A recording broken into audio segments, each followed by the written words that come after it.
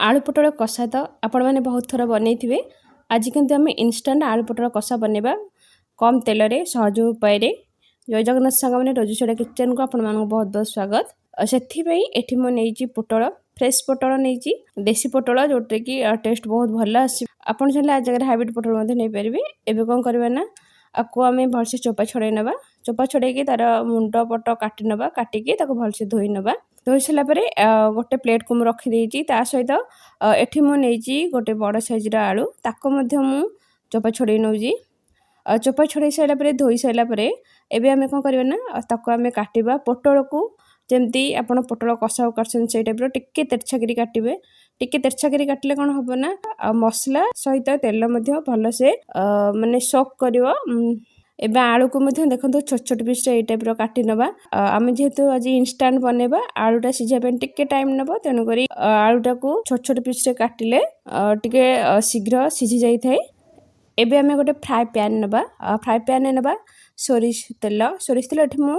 3 रु 4 चमच बड़ चमच तेल नहीं तेल को भलसे गरम होगा देवा तेल गरम है गैस फ्लेम को मीडियम रखिकी कौन करवा ना आम आपको भाजीबा जमती कि आर कलरटा लाइट गोल्डन कलर हो एथिरे कलर भल आसापे एठी मुझे हाफ चमच हल्दी पाउडर पकईकि आपको आम भाजी नवा आर कलरटा चेंज है पर्यंत देखो आर कलरटा बढ़िया से चेंज हो पोटलटा बढ़िया से भाजी पोटलटा को समान भाव में चारिपट साइड रू भाजिबे कहीं कंचा रहीगले खाया जमा भी भल लगे। आलू पोटल कलरटा चेंज हो गैस ऑफ करनबा सहित एठी मु किछि मसला प्रस्तुति कर नौची से 2 इंच अदा अदा को कौन करछि ना भल चोपा छड़ेकी धोई नहीं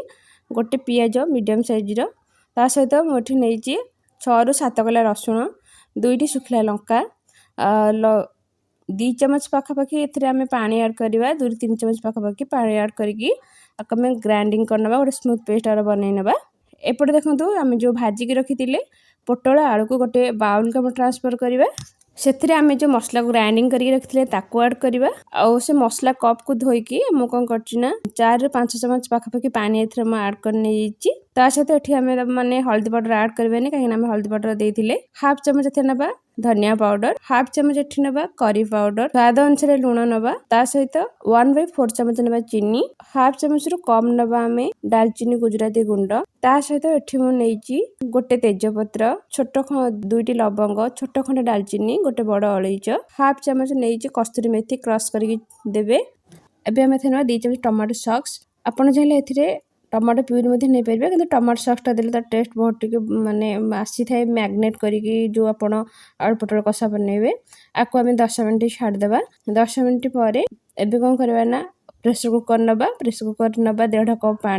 पानी के गरम होगा देवा पानी गरम है जो मैग्नेट करके रखीचे आलू पोटल को पकईकी प्रेसर कुकर मुह बंद करनबा कौन करवा ना स्लो माने लो फ्लेम रे आम बसेबा जमी 2टा सीटी आसीଯିବ देखो 2टा सीटी आसीगलानी 2टा सीटी आसला कौन कर बंद करदे 1 minute छाड़देवा rest देदेबा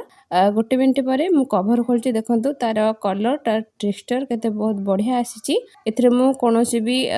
red chilli powder add करनी किंतु कलर बहुत भल आसी एई टाइप थरे आपण ट्राई निश्चित भाव में करंतु केमते लागुच मते कमेंट करके जणैबे रहुची फोन देखा नेक्स्ट वीडियो रे से पर्यंत समस्त दिन शुभंकर भगवान समस्त भल रखि था बाय।